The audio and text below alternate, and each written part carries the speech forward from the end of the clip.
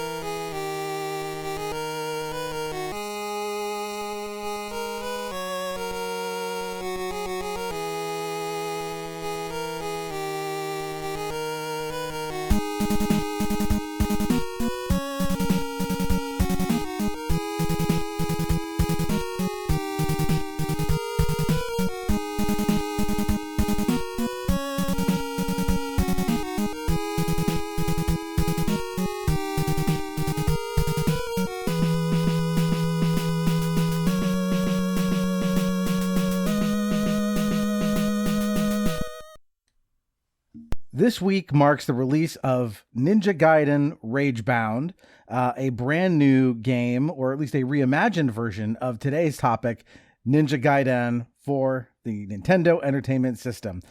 This is a stone cold classic in which ninja warrior Ryu Hayabusa faces off against his most deadly opponent, the edge of the screen. We'll talk about that.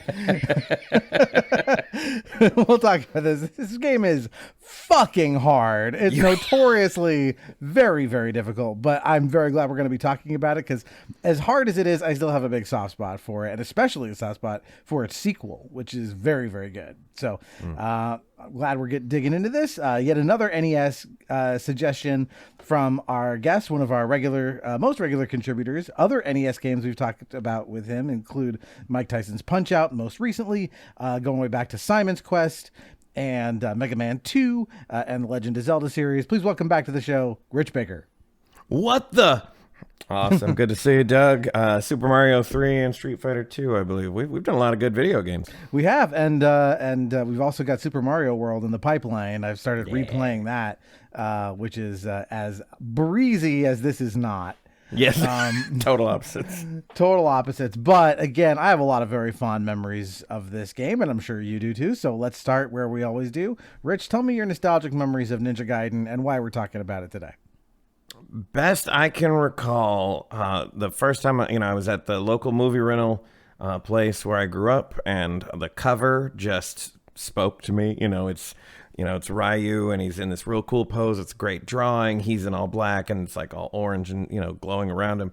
And I was just like, ooh, ninjas. I was super into ninjas. If you've paid attention to this podcast, I'm a huge Ninja Turtles guy and big action movie guy. So this was a no-brainer to pick it up. And unlike some games that had cool covers but not a lot of substance, I loved this game. I loved the music. I loved everything for 2 levels. And then after that, I wanted to pull my own. I had hair back then, and I wanted to pull it out. But it was great. I would That's why it's gone now. Yes, this game is the reason. But yeah, no, I remember I was so determined to beat it. I never could, but I logged so many hours trying. Which says something because you did beat Mike Tyson's Punch-Out, which is up there in terms of difficulty as well. Yes. But did you own this, or were you just renting it? I think I did buy it eventually because I was really determined to beat it. But then it was one of the few games that I actually sold back to the place because you could do resale, old school shops back then. Because I was like, I'm never gonna get past the point where I've already gotten to. So we're done. I know I have beaten it, but I think it was probably on like a modern emulated system or something, or even it's something that allowed me to use save states. Sure. Yeah. Because that's how I played it this time for the podcast. I played it on the Switch where I could use save states and rewind and stuff when I made mistakes. And even with, basically infinite rewind capability to undo any mistake I made, it was still very hard, to the point where I got to the last boss and said, like, I've seen enough. I can watch it on YouTube for the podcast. Like, this is, I mean, when we say it's hard, what we mean is this game has a very, very narrow margin for error. Yeah. The way they set up the landscapes of this game, the enemy placement, and then we'll talk about that thing with the edge of the screen, which is actually a pretty big deal in why this is so hard. And like, yeah, like the funny thing is, like, if you watch a speed run, not even a speed run, just a playthrough of this game on YouTube, it's 45 minutes. These levels are short. The timer, like there's a time limit, and it's like per like sub stage, it's something like 2.5 minutes, to run through. Like, they don't take long to do if you're doing everything correctly, but you will not. No, not unless you've played it a million times. Yeah, the sequel is far more forgiving. I beat many times. I rented and beat many times. I love the sequel. I think the music, everything about it is better than the first one. But I think it makes sense to start with the original one here because this is much more. I mean, everyone loved this. It was very influential. So tell me what it was. I mean, once you actually, I get that the cover art was badass. Oh yeah. Once you had it in your hands, though, like, what was the thing about it that like spoke to you, other than the late '80s, early '90s ninja craze? There's so many things about this game that we can talk about that are great. One is just the way that your sprite runs is so different from any other thing. It looks faster. Obviously, it's not the same 8 bits that every other game uses, but the way they do it, it looks cooler. So the sword, the way it came out, it wasn't just a straight line. It had this kind of swashbuckle kind of slash to it. The sound effects were amazing. The soundtrack is right up there with Castlevania or any great soundtrack of any 8-bit game back in the day. And then, of course, what we have to talk about is this game invented cutscenes. And even rewatching them from 2025, I'm like, these still look great. Yeah, and for non-game folk, cutscene is basically the video game. The play stops. The play stops for a second, so the game can turn into a movie for a bit for story purposes. The characters are going to stop, talk to each other. I won't say this is the first game to have a quote-unquote cutscene. Like, for example, in Ms. Pac-Man, in between stages, they'll have that thing where like Ms. Pac-Man comes out and there's some little like skit sort of interstitial little thing. Yeah. So I don't know if this is the first, but as far as like modern cutscenes, this was a marquee feature of this where like, not only are they like, they're well animated. They're not just storyboards where it's like, here's a still image. Sometimes it is, but they can be dynamic. Like the opening cutscene we'll talk about is like still, iconic. And it's considering what the technology they had to work with on the 8-bit Nintendo Entertainment System, very impressive looking for the time. Oh yeah, and I believe under every cutscene is music, and the music in this game is different in every stage, but it is all fast and stressful.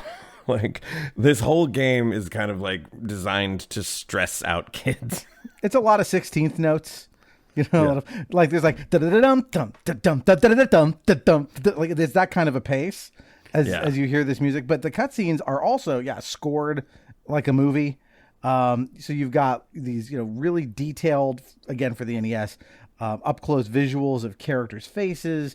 You've got these cool like animated things that like made it feel like this world had an actual story. Like, Mario games, like there were games that had quote unquote stories to them. Like Final Fantasy had a story, but it wasn't told cinematically this way. Right.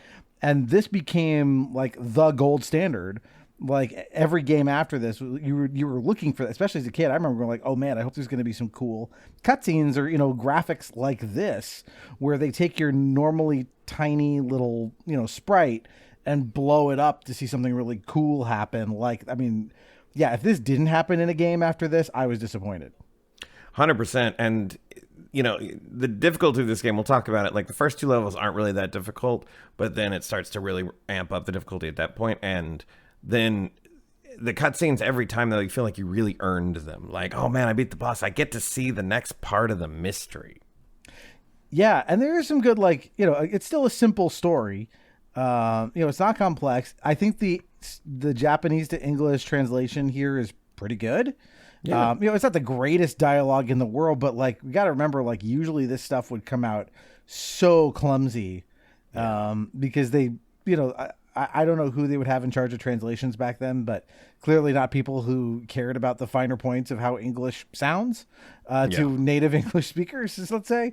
And so like this game, to get it done right, this felt epic. And just to get to my nostalgic memories of it, I didn't own it. Sorry. Yeah, it's okay. I didn't own it either. But I had the same friend we talked about with Punch Out. I'd go to his house. He had it. And so sitting down to play this game was also like something we do a lot when I went over to his house, was play Punch Out or play Ninja Gaiden. And again, obviously like the ability to get far enough to hear more of the story. That was a big deal. Like that was always really impressive. Like, oh, when you get to this part, this happens, right? And we will go through the story. This game actually supports going through, stage by stage to talk about what happens. Oh, very much so. Yeah, we'll do that when we get there. But those are my memories of it all. But like I said, most of my nostalgic memories are actually tied to Ninja Gaiden 2, which is much smoother. It smooths out some of the harder aspects of this. And I think the soundtrack is even better. I think the story is better. Like it's one of those things in video games where quite often the first game is a little bit of a prototype. And as I said, they broke a lot of molds with this first one. Yeah, and it was based on an arcade, or it started life as an arcade game, as did Punch Out actually. And but the arcade version does not have the same story that the NES one does. No, it's more like a Dungeons or a Double Dragon beat 'em up. Yeah. So what's funny is they had two different teams work on the one on the arcade and one on the NES, and they released them within like a few months of each other, but called them the same. But it's like, I don't know, it's very interesting. If you like the arcade, you may like the Nintendo game. They're different. Very different. Yeah. And I want to shout out some of the people involved here. So the director is Hideo Yoshizawa. The composers are Keiji Yamagishi and Ryuichi Nitta, and then he's credited as an artist on the game, and we'll talk about the art in a minute, which is phenomenal. Masato Kato, he went on to work on just a few little games. Chrono Trigger, he was the game story planner and script writer on Chrono Trigger, which we covered on this podcast a ways back. Then he worked on the original Final Fantasy VII, and another one I personally like, Baten Kaitos, Eternal Wings in the Lost Ocean, which is a great RPG. So these big story-driven, going from a game like this to those games where like, this is like a 40-hour epic story. Impressive. And you can kind of tell, like, obviously he's an RPG guy because he went on to do mostly. And so you can kind of tell that this side-scrolling platformer has those RPG little elements to it. Yeah, he cares about story, right? Most games of this ilk, the story was kind of mostly just a loose device to get platforming to happen, right? Yeah. Hey, the princess has been kidnapped. Go get her, right? Yeah. Yeah. They put a lot more intrigue and like twists and turns into the story to make it worth it. Felt, like I said, as a kid at least, like it was aiming for something much higher. Yeah, I was always surprised they didn't make a Ninja Gaiden movie because it's such an easy kind of translation, but who knows, maybe one day. They might have made some kind of a manga or an anime or something in Japan we didn't see. Oh, probably. Yeah, maybe.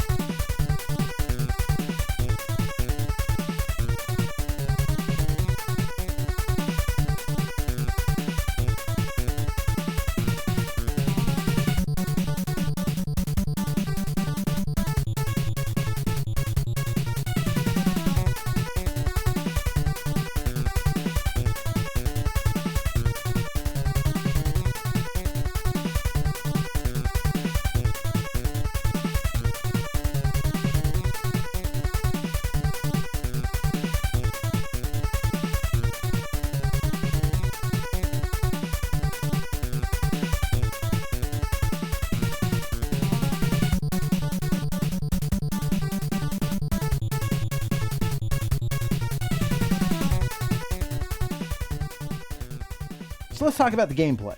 Before we get into the story and all that, let's talk about what this actually is. So as you mentioned, it's a side-scrolling platformer. You run mostly from left to right, sometimes working your way vertically or right to left through these levels. And it's basically just an obstacle course of pits and enemies. But what makes this really work, there's a couple of key things. One, this is heavily inspired by Castlevania, and that's Clearly. very evident in the way there's like these little hanging doodads around the level. You hit them with your sword and a power-up or like... basically a power-up or the power to use that power-up. There's like you have a tank of points that these things cost to use. So things like that refill the tank. And you're clambering over the geography of this level to get to these things and use them.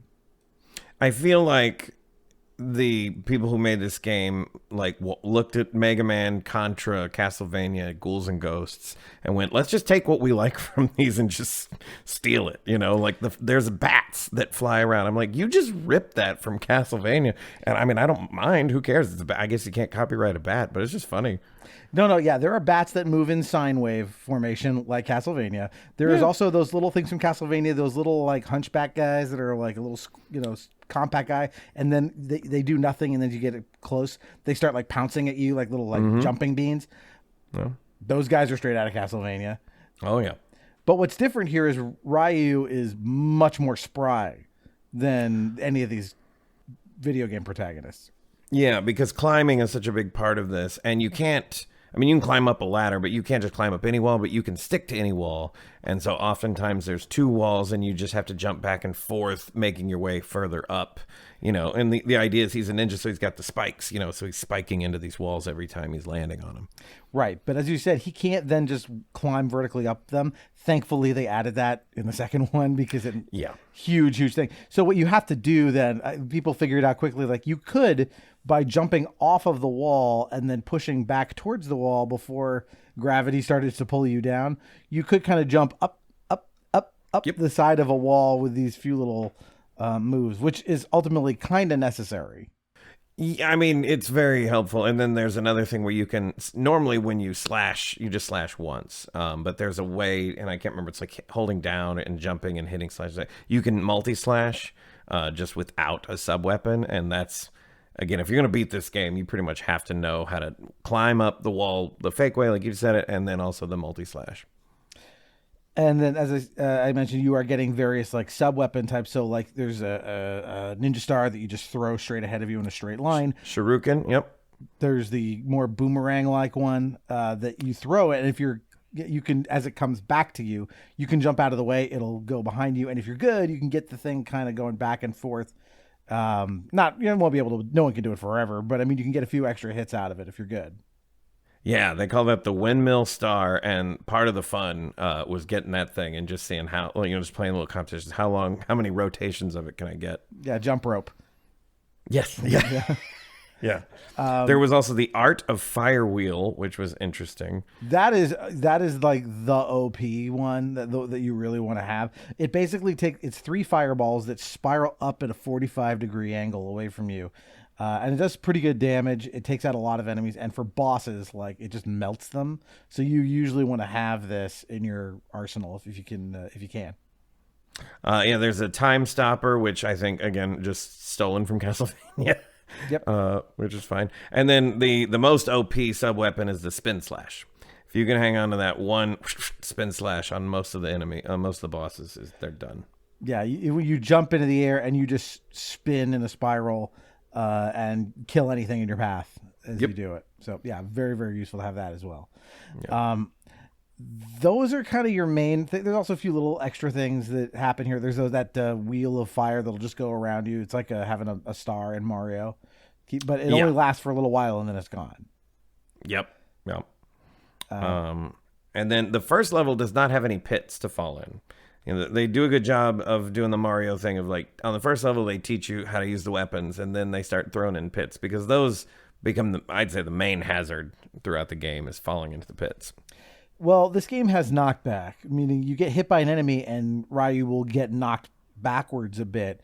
And if you're in an area where there's, say, a lot of these pits and platforms, Like it's very easy to get hit by something, fall backwards, and gravity just takes you. There's nothing you can do about it, and you're down in the pit, and you got to start over from the beginning of the level again. Yeah. But to me, that's not nearly as hard as the edge of the screen problem, which is that the enemies are coded to spawn at a particular point as you approach. Right, the screen moves with you, and then they just appear. But you can run back and then run it forward again. And if you go past that spot, they'll respawn every time. Every time.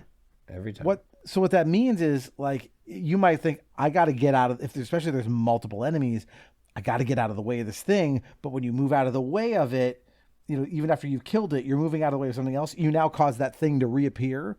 And that can end up being like, oh, you're jumping to deal with something, and now this thing reappears. You bump into it, knocks you back into a pit, right?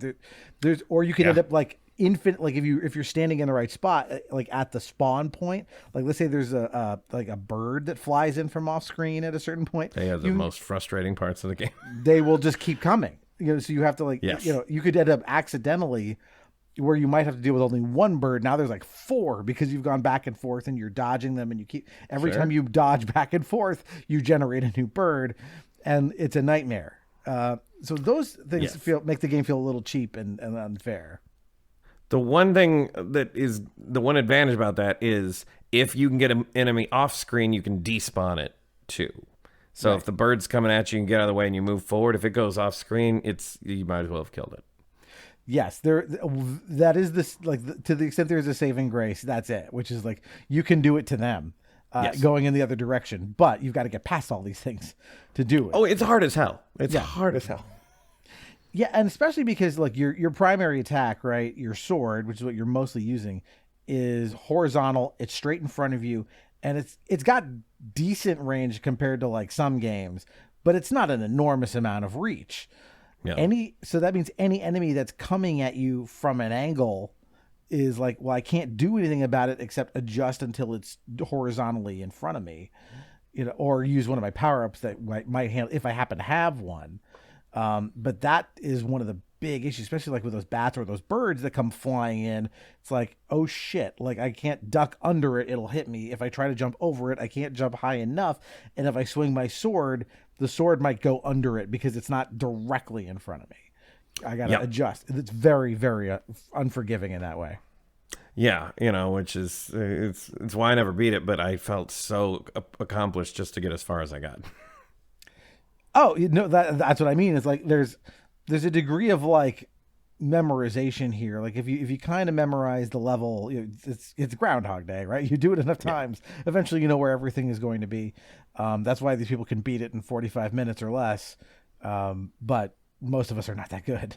Like the kid in The Wizard, which you also covered on this podcast. Yeah, they talk about the Ninja Gaiden in that movie, as I recall. He plays it in the movie. We see him play it. Right. Yeah. And doesn't she? I think he says he beat it, and the other girl doesn't believe him. Or it's Double Dragon. They're talking about like how far he got. You got whatever score on Double Dragon, but I know he says something about his ability to do well in Ninja Gaiden as well, which is like. Well, I believe Ninja Gaiden was the thing he had to play in order to qualify to get into the thing. Is that it? It's been a while. Go back and listen to our episode of The Wizard. Good call. You actually see him playing it. So. Let's talk about. If the cutscene, like the first cutscene, is so epic. As you said, even to this day, it's considered one of the best. Yeah, let's get into the story.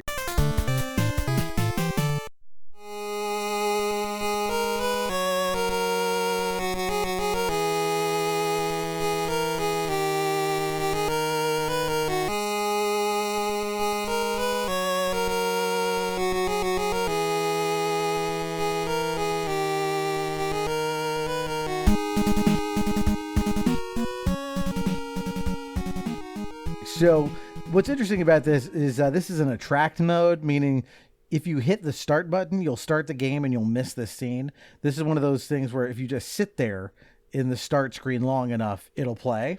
Yeah. Games don't really do this anymore, with good reason, I think, which is like, they want you to see it. Yeah. But yeah, talk about what happens, because this is so cool. So he starts with this epic fight, and you don't know anything, right? You just see two ninjas. You know, one's wearing like orange, one's wearing like blue. And in classic ninja, you just see the eyes, everything else is covered. They've got two swords. And you see like these pair of legs just running from one side and then pair of legs running from another side, which again, we'd never seen anything like this in a video game. I'd never seen anything like this in a video game at this point. And then they jump and you see this epic big like splash page kind of shot where they're both in the air and they slice at each other and you hear this shing in front of the full moon. Yeah. In front of the full moon. They did the ET thing. It was great. And then, you know, they land, you know, on the opposite side where they jump from. And the one at the far end slumps down. Yes. We assume he's dead. Yes. And we see our hero, Ryu, getting a letter from his dad that tells him, you know, go find this archaeologist named Walter Smith. You know, if you're reading this, I'm probably dead, kind of thing. Yeah. Go to America and find him. Yeah, and clearly Ryu knows nothing because he's just like, what is this? What, you know, he's just he asks more questions than I think anything else in all the cutscenes. Yeah, he generally has no idea what's going on. Yeah, which is fine. I mean, he's the protagonist; he shouldn't know. Sure. Yeah. And I'm not going to call this Hitchcockian, but there is an element of Hitchcock, which is very much, think of things like North by Northwest, which is like Schmo is drawn into this whole world of intrigue that he knows nothing about. Right. Just like he's just walking around like, what the fuck is happening? Because all these other people know what's going on except him. Yeah. And so there's a lot of that, of just like no one's explaining things. He's just like, you know, being attacked all the time. But yeah, it's such an iconic thing that like when they did this, like I mentioned, this new Ninja Gaiden game is coming out, which I do want to talk about at the end of the podcast a little bit. But the trailer for it recreated this duel scene. Because they must have known, like, I think I sent it to you, which is like, oh yeah. I remember, the second you see that, you're like, oh shit, these guys know what they're doing. Yeah. Because this is like, one of the most iconic things in the franchise. So as we said, we hit start and we're on the streets of the big city. I assume it's meant to be New York. And we get our tutorial level, right? Just the one stage, left to right, not that much complication. There's no pits. You know, these enemies are pretty slow, pretty easy. There's a lot of Coca-Cola billboards everywhere to climb on. Yeah, and you know the bad guys. There's one. You know, there's different categories of bad guys. One of these boxers guys have these like black boxing gloves on, and they just keep punching at you. Then there's like a little like, I don't know if it's a panther. Some's the kind of thing that's like running a dog on all fours. It's a dog. Yeah. Yeah, they have different versions of that, but those are always trouble. When they show up, these like canines, because they're low to the ground, so you have to like duck down to slash at them or you'll miss. Yes, and they're pretty quick, so you got to really either hit them or move, or you're going to be in trouble. Yeah. So we go through that and we get to this bar, and you face off against your first boss, the Barbarian. Yes.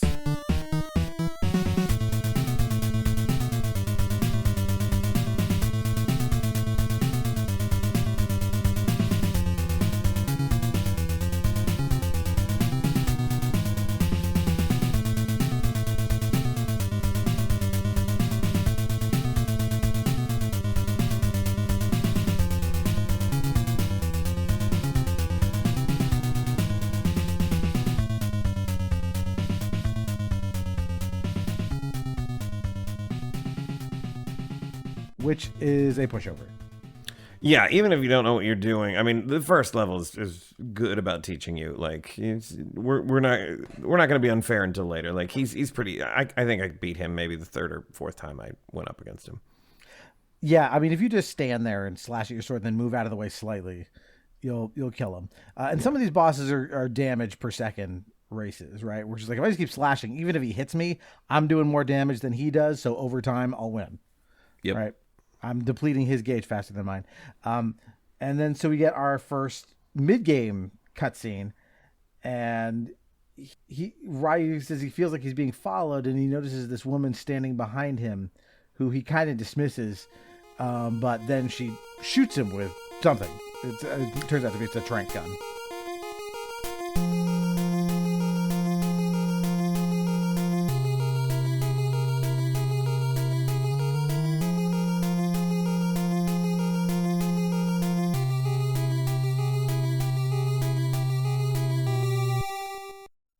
Yeah. But it's every kid at first was like, were we supposed to do something? We just got shot. Yeah. No, yeah, it seems like you just died immediately. Yeah. Two things in the music that I love, and that they kept throughout at least the first and second. I don't know the third game that well.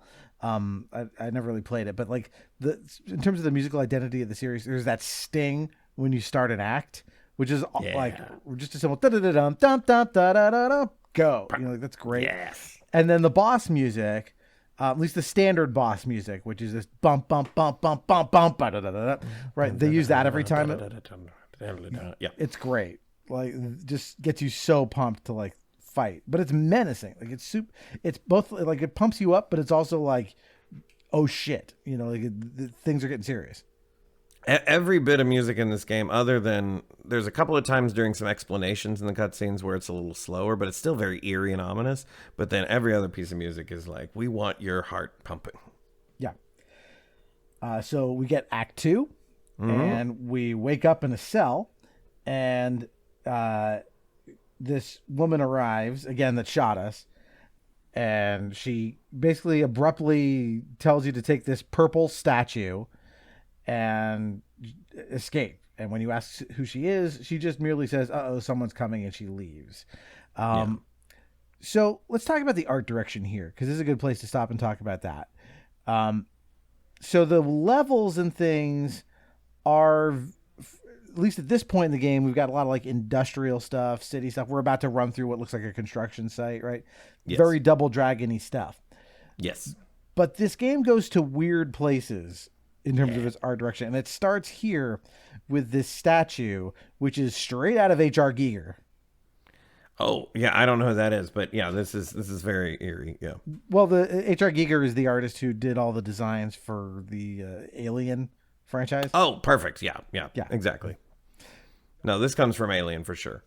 Yeah, this is like a lot of the art is like the fusion of like I said, the Alien series, and then like things like Rygar, which this company also made, like kind of ancient Greek looking ruins and stuff.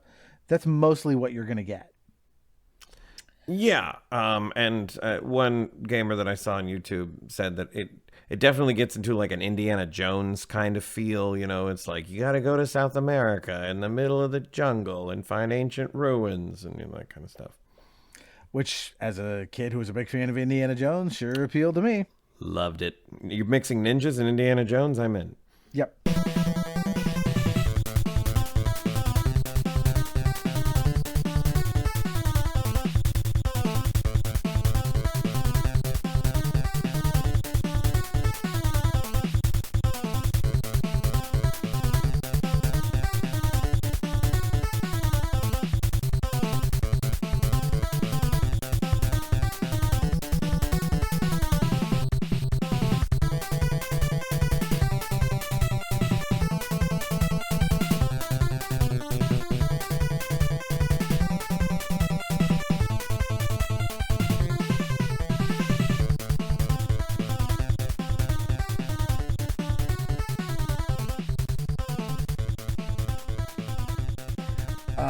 So you run through this construction site, lots of girders. We have our first temple bottomless pits, and you get up to the top of the construction site, and now it looks more like, again, like columns, very Rygar looking, actually. Yeah, like it's very interesting. Yeah, very Greek. Yeah.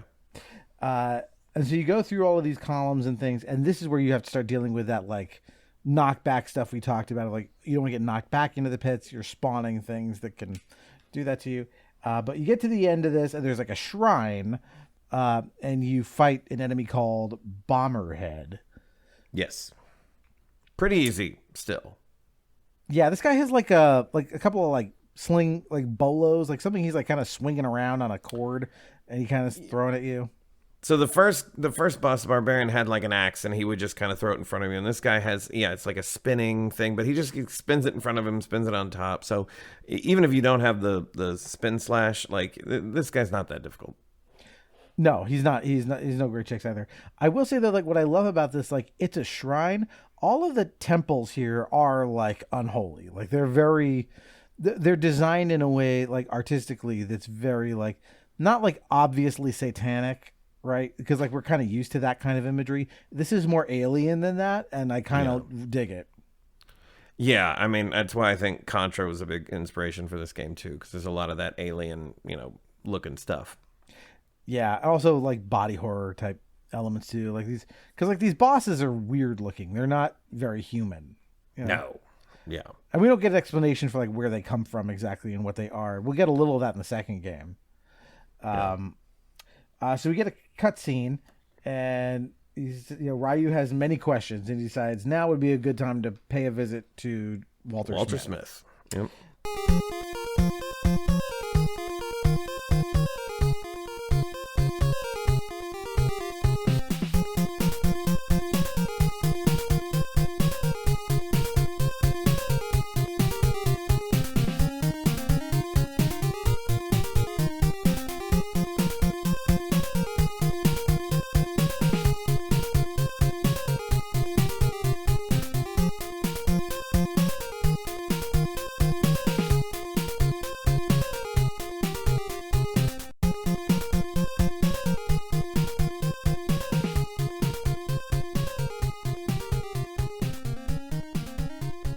So we start Act 3, and that's where we go. We go to this cabin, and we meet Dr. Smith, and he gives us a whole bunch of exposition. Yes, there are two statues. The one we have is the shadow one. There's a light one. They come together. They unlock a beast. Bad news. Yeah, he talks about there was a demon that terrorized the world 700 years ago, but the shinobi basically put it back in a box. They imprisoned it in a temple, and these two statues are the key to unlocking it. So maybe don't keep them in the same place at the same time. Yeah, right. Also, I went on a huge. I looked everywhere to find, was this game and the popular series on Sega Shinobi, like, they invoke him here. They say Shinobi, and I was like, oh, are these? By all accounts, they are not at all related or connected in any way. Yeah, it's the name Ninja Gaiden as well. Gaiden means like a side story. Story, yeah. But they just decided it sounded good. Like, just it's a cool setup. It does. This is not a side story to anything else. It just, sounds great. The only thing that seemed interesting to me is like we'll find out later that this temple where the demon is imprisoned, as you said, it's in the Amazon.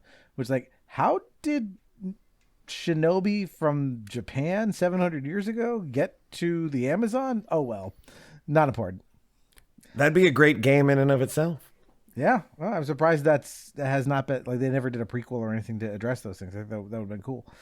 Yeah. So unfortunately, this exposition dump is interrupted when a ninja comes in through a skylight, grabs one of the statues, and pops back out. Yep, and Smith says, "Go get him, Ryu." Yes, go get him. Smith, by the way, is like, he looks like the brawny paper towel guy if he was like 100%. Like maybe like 20 years older. He's gray haired now. Yes. Also in this cutscene, we find out that Ryu's dad is named Ken. And so again, I think these video game guys were just like looking at other video games and going, "Oh, Ryu and Ken from this little known game called Street Fighter. Let's take that." Right.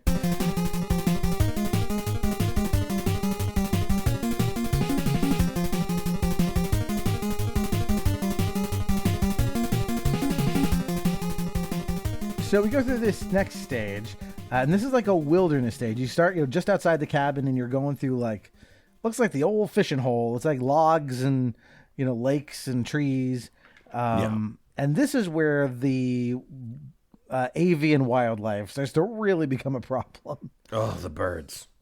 Fucking birds, man! So these birds, they come flying in from the side of the screen, and they're about the size of, like, you picture like what a bald eagle is, like the size of a bald eagle compared to Ryu. That's how big they are. They're big, and they come like just zipping in flat, wings fluttering. So because they're fast and their wings are fluttering, there's something that like triggers that part of your brain that's kind of like, like if a moth gets too close. Yes. It's like that. You don't have, like, your perception of reaction time is definitely like impaired with these things. Yeah, for sure. And, if you hit them right when they come in, no problem. If you can manage to despawn them off the screen. But as you said, they'll stay on the screen until they hit you. and they'll even stay on the screen like until you kill them or despawn them. They're just like, and you can stack birds. And I've gotten to that spot where it's like, there's 3 birds, I can't even do anything. Yeah, because they'll fly at you, and if you don't kill it, even if it hits you or you manage to get out of the way, it'll turn around and come back. Yeah. Right, and it'll just keep doing that back and forth until you kill it. Like these are probably the hardest enemies in the game. Because of their movement and the way that particular like movement pattern is like not simpatico with most of your attacks. Right, and it's unlike any other bad guy in the game too. Yeah. So you go through this like ground level wilderness up to like mountain snowy wilderness, and you get all the way to the cave, and you fight an enemy called Basaquer, Basaquer. Yeah, Basaquer. Yeah, I don't know how to pronounce it either. And he's a big jumpy fella. He just likes to jump back and forth. He's not too hard either. Especially if you have the art of fire wheel. Yeah, you just hit him vertically when he's above you. Mostly though, he's jumping in a fairly predictable parabola. So if you know where he's going to jump, you can stand next to where he's going to land, and as soon as he lands, just start wailing on him with your sword. He's no tough. He's not too tough. And as soon as this battle is over, Ryu says, "I got a bad feeling about this," and he runs back to Dr. Smith's caves, only to find him gravely wounded. And he says they got away with the Statue of Light, which was in his possession. And he and Ken had each kept one of the statues to prevent this demon who's been asleep for 700 years from waking up. And he urges Ryu to become the dragon ninja and reclaim the statues before it's too late. Just then, 3 men appear and ask Ryu at gunpoint to come with them. Yeah. And kudos to the animators, because in this particular cutscene, you see Walter Smith like dying, and his face looks as grotesque as 8-bits can look. I remember just being haunted by that image as a kid. He's like gray. Yeah. You know, not just his beard, but he's like pallid, you know, like in a way that's hard to do in 8 bits. Yeah. They really kind of get like there's stuff in this game, and especially the sequel, that like it must be pushing the NES to its absolute max in terms of what it's able to do. Gotta be. Yeah, really, really just impressive. Like how do we make these big sprites look really great? Yeah. And so, the other thing about Ryu is he's got this dragon sword. We haven't talked about this, but he's got a legendary blade made out of the fang of a dragon, supposedly. That'll come into play. So Act 4. Act 4 opens with an even bigger exposition dump as we meet Foster.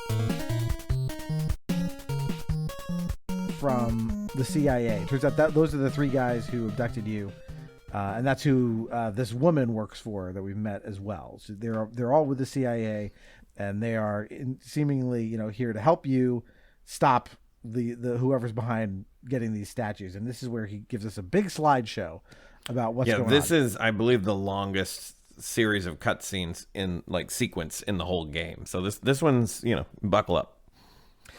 Right. And so what he tells you is kind of what we already knew, right? That they want these statues, and that there's this temple in South America where Walter had discovered these things, and then he sealed it off. It's like nobody's coming in here. And then another person came in and took over the ruins named Gardia des Mieux, a.k.a. Jaquio. Yeah. Gardia des Mieux, by the way, French for... it's like guardian of better. Mieux means like better. The idea of like this guy's the protector of like a better future is sort of what they're going with that name. Obviously, ironically, what he thinks is a better future is not what we do agree on. And so, same thing. Like you got to go down to South America. You got to stop these statues from coming together and resurrecting a demon, basically. But this is the first. I wish like he's in it. Jaquio is an intriguing character as a villain, and I don't know if we do want more backstory or not. Like he's very interesting. Yeah, I mean, again, I think that this game has so many prequels that would be really fun to get into, and stories and movies. And again, I don't know what all comic books or manga or anything's out there, but a lot of good lore that they hint at. That I'm like, oh, I'd love to know more.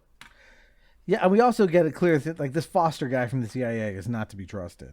But he will pay us, so that's good to know. Yeah, but he also is a big factor in the third game, by the way.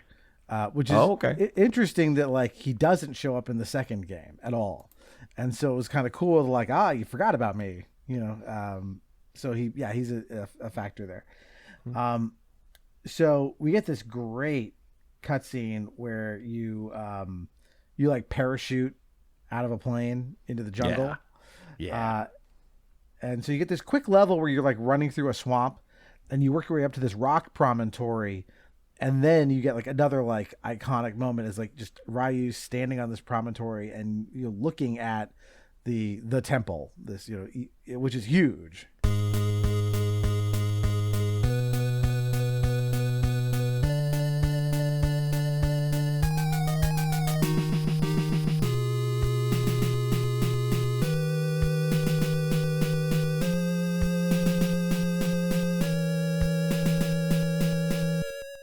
Impossibly huge, and again, very Castlevania.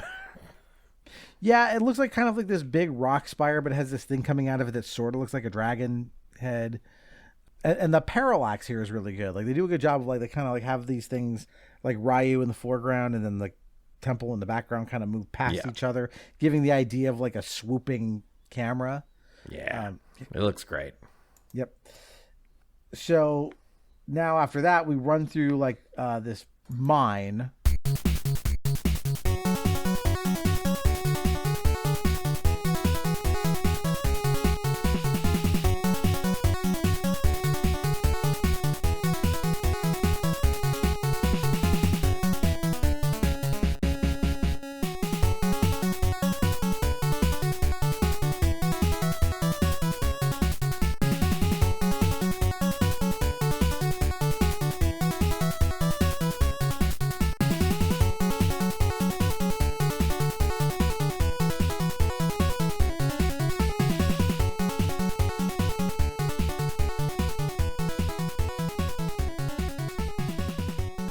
Not too this Act 4 here, these levels are not too much to talk about. They're pretty, they're not terribly hard.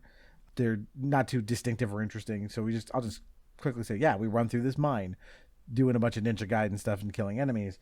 And then we fight an enemy called Kelberos, which is actually two like jumpy gargoyle creatures. Yes. Hellhounds. Yeah, I mean, I thought it was just straight Ghostbusters. Yeah, they do look like the dogs from Ghostbusters as well. Absolutely. These also show up in the second one. And like, in fact, when you fight them in the cutscene that follows, Ryu's like, what are these things doing here? I thought I've killed these things, or I've seen these before. What's up? So now you come face to face with Jaquio.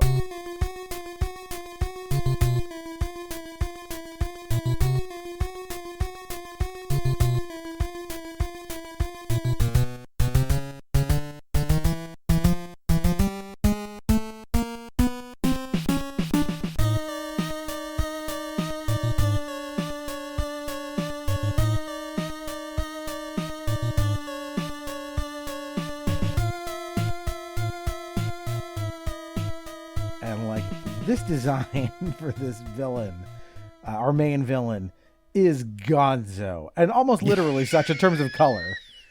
Because he is purple as fuck. I still, like, is that a hair? Is it a headdress? Like, I still don't really quite know what I'm looking at. It's like, I always assumed it was like billowing like robes. There like lots of folds in them. But so what you see is like this purple face surrounded by these purple robes. But out of the like hood, there's these two things. Like picture like the eyes on a snail, like on a stalk. Yeah. Like sticking out. Like it's weird. And it's from an angle that's like you're kind of looking up at him, so the shadows looking up too. I mean, it's beautiful drawing. Yeah, you get this sense that like he is very tall. Like we don't know that is he really a human at all. We don't know. Sure doesn't seem like it. And again, to keep talking about the second one, which is the one I know better, they kind of they don't redesign the overall look, but his face is more. He looks like Ricardo Montalban sort of in the second one, like in terms of like a more like beaky nose and stuff, high cheekbones. Okay, I didn't remember that. Yeah, but here he's got this like real like bug-eyed like kind of just big grin, super like mysterious, weird, creepy. Like this totally works for me. Oh yeah, yeah. It kind of looks like Dracula a little bit. And then when you cut back to her, because they've got the woman held at knife point. I can't remember her name offhand. Her name is Irene. Nice. They've got Irene held at knife point. And she kind of looks like April O'Neil from Ninja Turtles. Yeah, definitely. I could see the resemblance there. Yeah, Irene Liu. We get her name at the very end of the game. Right. So yeah, he has her held hostage, and he says, give me the statue. And she's like, don't do it. You're like, yeah, but you're a lady and you're in peril. I have to do it. So he gives him the statue, and then Jaquio drops him through a trapdoor, Mr. Burns style. Yeah. And he says the girl's going to be ordered to be taken away for a sacrifice, and he revels in the thought that the demon will awaken after 700 years, and he will rule the world. Yeah. Pretty basic stuff. They'll combine the two things to unleash the thing. But for like again as a kid, like this totally worked. Especially, I think a lot of it just lives in the tone and the design. Yeah.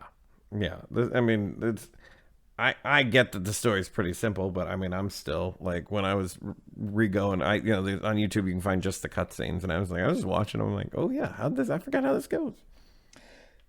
Yep. So we start Act 5.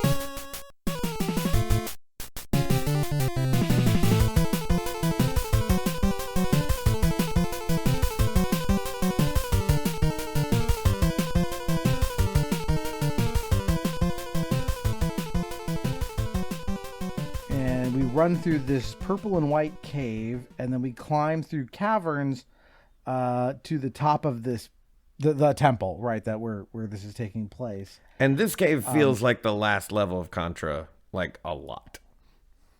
Yeah, there's a few caves that are like kind of biological and like weird. Again, the second one they upped the ante on that in terms of like you're in like a flesh cave of nightmares. But yeah, definitely like the color scheme here is not natural, right? In terms of a cave. Yeah. It's like bright purple bricks silver. over like gray. Yeah. But now we have to talk about, so this is, I think, some of the hardest jumping challenges in the game, because this is, again, a lot of verticality, a lot of pits. And there's one jumping challenge here that's so bullshit. I had to write it down in my notes. It was like, so remember we talked about these walls, right? When you come up to a wall, your character sticks to it automatically. Yes. And so there's a part where there's like, you have to get to a platform, a horizontal platform that's a little ways away, but in between you and the platform is a vertical wall, which you're going to stick to every time. Yes. So you have to jump down to the vertical face of the thing you're standing on to get under that, which is very, very, very hard. I died, even again, using my rewind, I probably died 40 times trying to do that. The other way to do it is, of course, if you can get like a bird or whatever to spawn near you and it hits you, when you get hit, you're kind of like invincible and like see-through for like a couple of frames. So if you're up on the wall, you can get that to happen, and you'll go through the sticky wall and land where you need to land. That's actually the easier way to do this, but it is, again, horseshit. That's where knockback, that's the good side of knockback, is you can actually be knocked where you want to go sometimes. It's hard, but it happens. Yeah, this is, like I said, this is BS, but big time. And this is, and because of that, like, again, usually Rarely did I run out of time on the meter, but this level, like, I was cutting it close. Yeah. And you get up to the top and you fight Bloody Malth.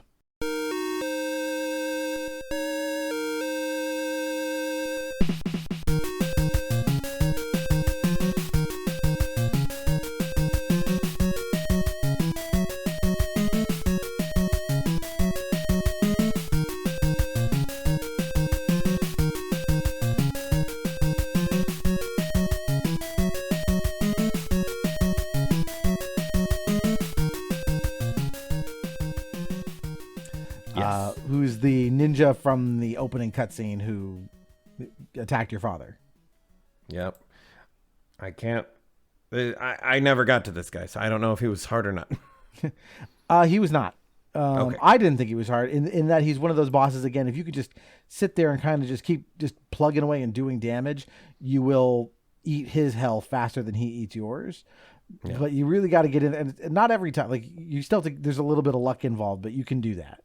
I love the design of this guy because, like, in the first cutscene, he looks like a ninja just wearing a red robe. Yeah. But when you encounter him here, he's like bare chested and he's got this giant helmet. Yeah, with antlers. Yeah, like, how would you describe it? It's Knights of Knee kind of helmet. Yeah, I mean, they're straight up, like, they look, like something out of, Conan the Barbarian or something. I mean, just unnecessarily big. Yeah, and the mask that covers his whole face, it's got this big kind of, like, gargoyle-ish kind of grin on it. Like, they find ways to come up with things that are, like, threatening and kind of upsetting in ways that are like, it just feels wrong, this look. Like, and not in a way that I've seen before. Yeah, and I think they were clearly inspired by other things, but this character feels like someone you would have seen in a Conan movie. Yeah. And this is one of the bosses where we get a cutscene before we fight him and after we fight him. Mm-hmm. Because the first we get the, you killed my father, prepare to die, kind of like standoff cutscene. And he compares you to your father, and he says, like, oh, I'm sorry, this is afterwards. Yes. After you fight him, he says, you accuse him of murdering your father, and he says, oh, your father's still alive. Yeah. But if you continue, you'll find him, but it'll be the last thing you ever see. Yeah. What does that mean?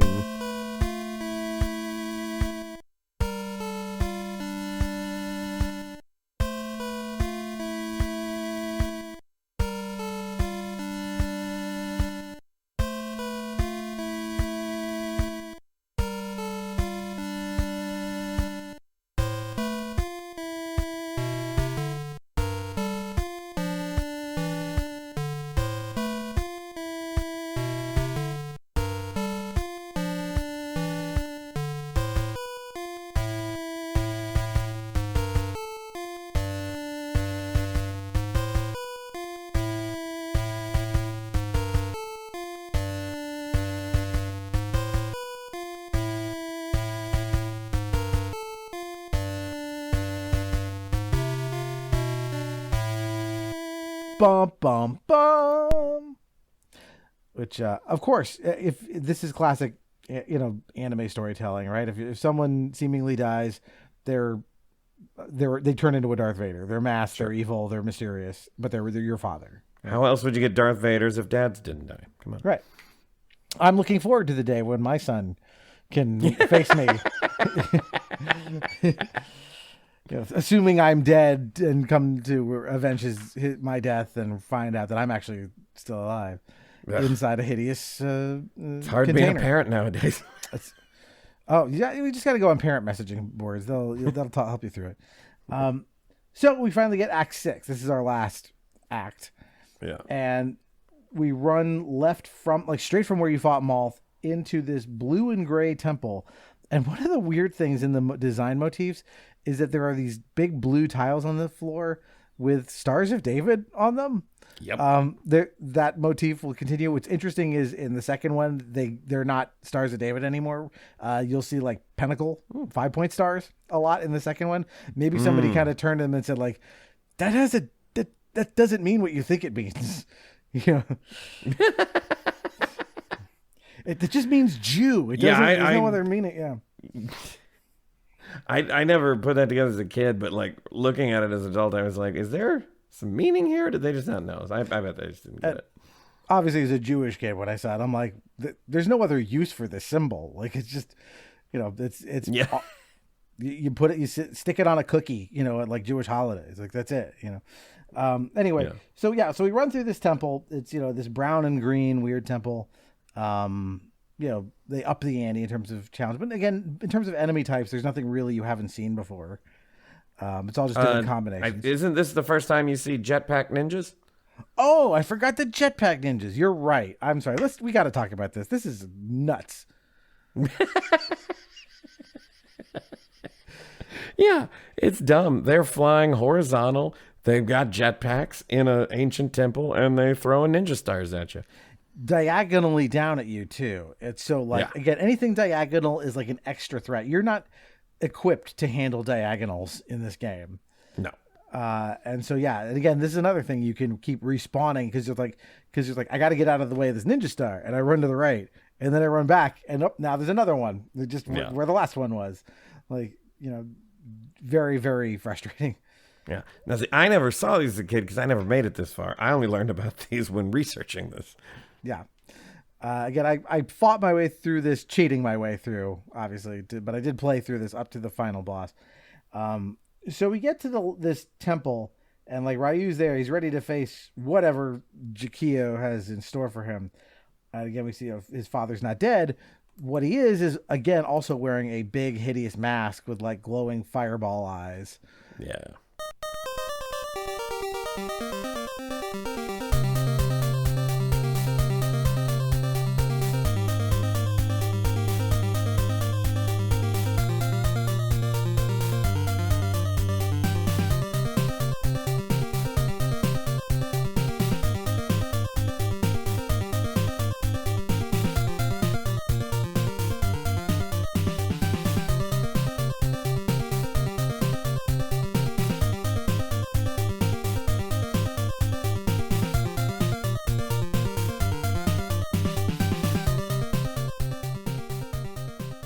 Pretty, again, like intense and threatening for an NES, sprite image. Oh, yeah. It's upsetting. And what you realize is he's, of course, being mind controlled by this big jewel that's on the wall, again, in the middle of like a xenomorph looking statue. Yeah. And so you go into your boss fight with your dad, but I like this. This is really clever. You're not trying to attack your dad. You're trying to attack the jewel that's in the middle of the screen. And what it does is it spits out these little fireballs that like orbit your dad as he kind of marches back and forth, and it'll just keep spitting them out, and the number of them will keep increasing. You can slash at them and get rid of them to make this more manageable. But you really are trying to just like get to where you can just hit that thing on the wall. Again, if you have that Art of Fire wheel, you can get diagonally near it and just go boom, boom, boom, boom, and you get rid of it. Well, and like every other boss, you can have the spin slash up until this boss, and you can do one and kill him in one thing. Unfortunately, once you kill this boss, you lose any sub weapon you had with him. Yeah, we're at the end here, and again, a temple full of xenomorphs and Jewish stars. Yes, for whatever reason, and we get a cutscene here where the mind control is gone. He's the masked devil, as he calls himself, is no longer a threat, and he regains consciousness. But you have this short-lived reunion because the Jaquio is there suddenly, and he shoots an energy projectile towards Ryu, which his dad takes the bullet for him. Yep.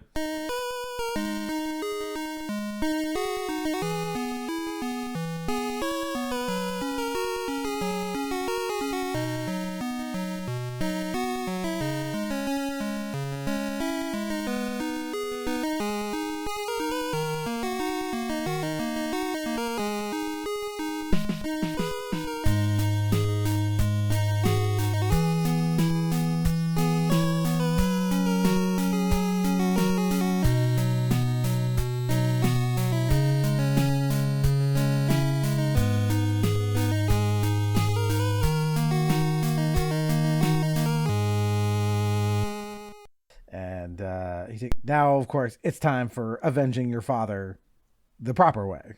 For real this time. Well, again, Japanese storytelling, you have a parent that must be avenged. That is required. Yeah. And now we fight Jaquio, who fights a little differently than everybody else. Yeah, he floats for reasons. And he just goes back and forth from side to side, and he just rains down these fireballs that will heat sink you if you're not on the actual floor. Yeah, you gotta. I mean, they don't heat sink you like around the room. They just kind of go in whatever direction you are. So you can your job is to kind of kite these around. You can hit them with your sword and get rid of them, and you need to get up onto the platforms high enough to do damage to Jaquio. If he hits you, he does a lot of health damage. The fireballs only take away like 1 of your health, but he takes away like 3 or 4. So the goal is just to tag him without getting tagged yourself.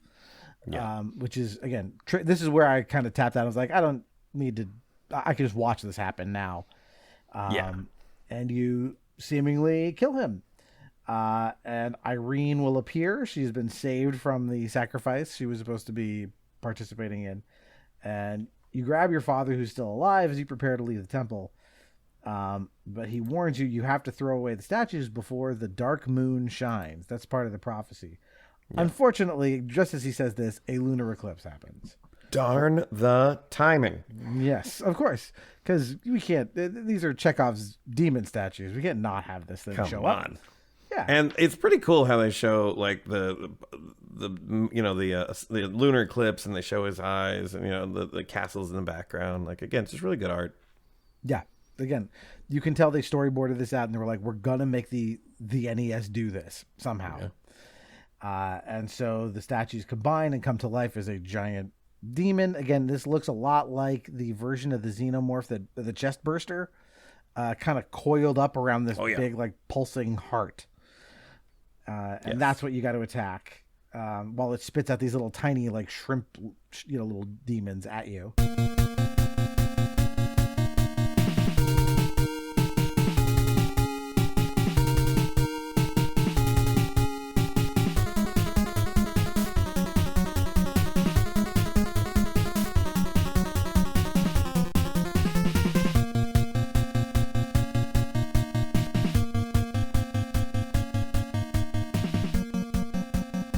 Which once again is just a rip from Contra. This is like the spitting shrimp and the design. I mean, you fight a boss that's so much like this in that game. Yeah, I mean, the influence here from Ridley Scott and H.R. Giger is like undeniable. Like, you can't look at this and not see the xenomorph. But it's a cool aesthetic to, again, apply into a game. Because when they talk about demons, usually this is not how you imagine a demon, right? It's more Judeo-Christian versions of like, red guys with wings and pitchforks. Yes. So this is great. I love that they went this like really alien angle. Yeah. So there's 3 things you got to do for this. You got to take its head off first, then you got to take its tail off, then you got to kill the heart, and all the while it's just raining random shrimp. Yep. It's a real shrimp buffet. in the Amazon, as deadly as any shrimp buffet you've ever been to. So anyway, you kill the demon, and a dying Ken tells you, leave, get away, run. I'm done for anyway, etc. You've seen this. Sure. So you run, you grab the woman Irene, you take her with you, and you're standing on this rock promontory watching the temple collapse. And she gets a call from Foster. Castlevania. Yep, straight Castlevania. Of course, if you kill the thing, the place it's living explodes and collapses, and you have to get out of there before it does. It's standard. So she gets an order from Foster to kill Ryu. Yeah. And take the demon statues, which I think that's not a factor anymore. They're gone. But she says, no, I'm going to stick with this guy who saved my life instead of carrying out that order. And they kiss, and she says her real name is Irene, and then they watch as the sun rises.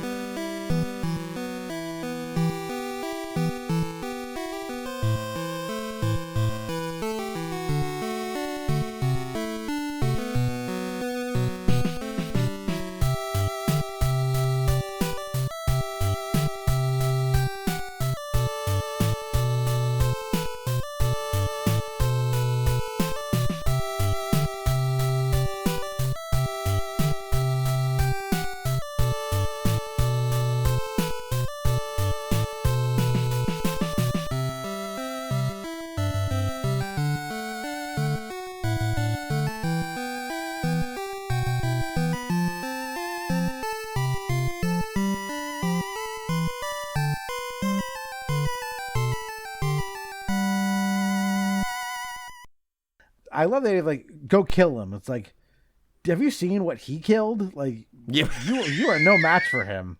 Yeah. I mean, she did successfully shoot him, so I guess. Yeah, that was early on though. Now he's killed all sorts of unholy monsters and stuff. Sure, he's OP now. Yeah. And that's the end of the game until 1 year later when events will conspire for Ninja Gaiden 2. Yes. The Dark Sword of Chaos. Oh, okay. Nice. Have you not played I played 2? Ninja Gaiden 2 for sure. I played 2 for sure, but not near as much as I played the first one, and I don't know that I played 3 at all. Yeah, I didn't. I know I played like maybe one level of it at some point. Somehow I checked it out, and like I think because its story doesn't really tie into the other two, I wasn't as compelled by it. It opens with what appears to be Ryu killing Irene. We'll find out there's intrigue to that too, which is like, oh, that's a good opening. That's cool. It sets up a good mystery. But 2, like, again, like takes all the things about this that works. There's some real quality of life things in terms of the play. The story's great. I think the music for 2 is even better than 1. I actually will listen to this while I'm working. Like I'll put on the soundtrack to Ninja Gaiden 2. Like need to get something done. I'm just like, it's up there with like Mega Man 2 for me of like great NES soundtrack. So that one was the one I always gravitated towards. And again, the one it's not a walk in the park, but compared to this, it is a smoother ride. Oh, yeah. I remember the one cool thing about 2 was that you could have like shadow ninjas around you. That is like the best thing they came up with. Yeah. Yeah. That was a very cool little thing. Mm-hmm. So get back to this one though. Like the thing that's surprising of all the research, when I was going through for this podcast is I just assumed this was either Capcom or Konami because it's got so many elements from all those other games that we've talked about. It's from Tecmo. The people that brought us Tecmo Bowl, and it's like, this was just so not like what, you'd expect from the people who made Tecmo Bowl. Yeah, they have 3 big kind of NES titles to their name. This one, Tecmo Bowl, and as I said, Rygar. Yeah. All of which are very different. Yeah. Very interesting. This, I mean, I'm grateful because I said I love this game, and this game is one of those games like Doom and others that we've talked about that has had several different sequels throughout the years. He said new ones coming out, but they've had them for Xbox, they've had them for Sega, they've had them all over. I know they had these more modern series in the early aughts, like Ninja Gaiden, Sigma, and stuff, but I never played them. I never got the impression they just felt so markedly different that it felt like it didn't really honor what this was in a way that like when what I've seen out of Ragebound, it's like, no, we're going back to like side scrolling and pixels. And the company that's making it is the Game Kitchen. The Game Kitchen made Blasphemous and Blasphemous 2, which are awesome. And they also made The Last Door, which I've been pushing you to play, which is a point and click adventure. That's like, if you want a good bite-sized like piece of horror, like go play that game. Like Rich, you got to play it. I can't wait to hear what you have to think of it after you play it. But one thing I love about this company is everything they do is pixel art. Like The Last Door's pixel art is very big, like chunky pixels, like early, think like King's Quest 2 looking stuff. But Blasphemous is like more 1632-bit pixel side scrolling. And it is some of the goriest, like best, like we talked about some of the crazy monster designs in the original Ninja Gaiden. Go look at some of the monster designs from Blasphemous and Blasphemous 2, and you'll be like, yes, I want these people to make a Ninja Gaiden game because they get it. Nobody makes stuff that looks like this stuff. So yeah, I'm really excited to see how it turns out. Again, it comes out this week as you're hearing this podcast. So, a little SEO there for people who are interested in Ninja Gaiden. But yeah, so Rich, why do you think it is that, we've talked a little bit about why this game is endured because, again, punishingly hard, like even harder than Punch Out, like very few people can beat this game. It's so notoriously hard. And yet still like, way up there in the pantheon of NES games for a lot of us. So what do you think it is?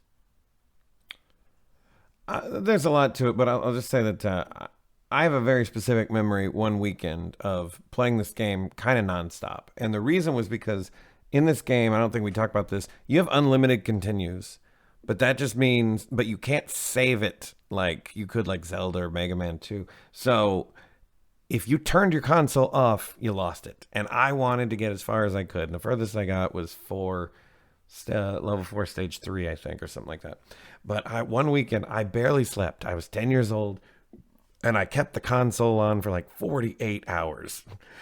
I slept for a little bit, turned the TV off, kept the console on. I was afraid I was going to do damage to it. I didn't care. But like, it was challenging, but it was so fun, at least for the first 2 levels, that you could replay just those and have a good time. And then I wanted to know what the hell's at the end of this movie. And so it'll just always stick in my head for being that game that I wanted to beat and that I loved playing even though I couldn't beat it. Yeah, there's intrigue here. I think I've used that word before tonight, that those cutscenes, not only were they dazzling for the time in terms of their presentation, but again, as you said, like that was your reward for making it through these punishing gauntlets. And because you had, as you said, infinite continues, yeah, you'd have to start at the beginning of, you'd have to go back a ways, but if you kept at it, in theory, at least you didn't knock you all the way back to the beginning of the game, right? Yeah. Yeah. And so you could like keep trying and keep trying. And yeah, that promise of like, what is at the end of this? Because all those hints you get along the way of like, again, when you see these creepy designs for anything that's, associated with the demons and the bad, the Jaquio and stuff, it always was like, I gotta know, I want to know more. And you did get to know more in the second one, but it still didn't feel like enough. It was like, there's something going on here. Like, I wish I knew all the details. And spoiler alert for people who are storytellers, that it's good to have that. Don't do all the prequel and answer the questions. Like, the mystery is better. Trust me. Absolutely. But yeah, again, I think, yeah, you're right. The gameplay is tight when it's working, and the storytelling, there was nothing like it at the time. Yeah. Yeah. And it, now you wouldn't have a game without a cutscene now, unless it was like a cell phone game or something. Or Tetris. Yeah. Yeah. But, if you have any kind of story to the game, you have cutscenes. Like, that's just, and whether they were the very first or whatever, like, modern day cutscenes wouldn't be like they were if Ninja Gaiden hadn't done what it done. No, some game had to come along and do this. Yeah. But they did it. They didn't, just not just that they had cutscenes. Like, lots of games sort of had cutscenes or things like this around the time, but nobody did it like this. This made it like essential. Not only to do it, but to do it this well. Raise the bar real high. Yep. Well, I'm glad we talked about it. This game has been kind of looming in the the catalog of like, oh, maybe we should talk about this game at some point for a while. So I'm glad you brought it up. We had a good excuse to talk about it. Rich, if people want to find you and your cool things, where do they do that? Yeah, if you want to take an improv class online from anywhere in the world, and whether you have experience or not, all are welcome. A free drop-in. Just go to richbakercoaching.com and reach out to me. I'd love to have you. And, of course, if you want to get in touch with us, all our social media links are in the show notes. You can reach out to us on any of those or on YouTube. The podcast is also on YouTube, if that's your thing. So reach out to us there, especially if you follow us on Facebook, BlueSky, or Instagram. Every Wednesday, I'll post a clue as to what the next episode is going to be, and then a bunch of things in the days leading up to the podcast about the topic to hopefully get you guys engaged, because we want to hear from you. We want to hear what you think. So that would be awesome if you could do that. And of course, what would be even more awesome is if you took the time to go drop us a review, or tell a friend. But dropping a review actually jukes the algorithm that helps people find the podcast. So do that if you are so inclined. The other thing, of course, I want to promo is we now have a second podcast. We have our sister show called Playing by Ear. It's a monthly show that I do with my wife and my brother-in-law. Each month, one of us brings an album to the show that we dissect track by track. So as you are hearing this, I believe next up is my pick. We just finished our episode on an album by the Kinks called The Kinks, or the Village Green Preservation Society. And up next is Black Holes and Revelations by Muse. So go listen to those albums, get involved in the discussion with that show as well. So I think that takes care of all the admin stuff. Rich, man, thanks again for another great chat about a great topic. Always great talking with you, Doug. Till next time. All right. So until next time, that is one more entry in the Nostalgium Arcanum.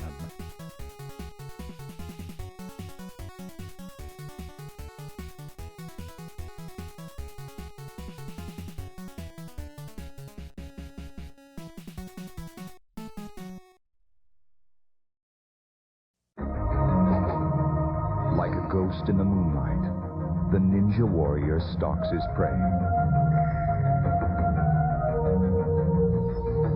Unseen, unheard, and unnoticed. Mission accomplished. The final battle begins. Ninja Gaiden for Nintendo from Tecmo. Coming soon, more hard-to-beat action. Tecmo Bad News Baseball.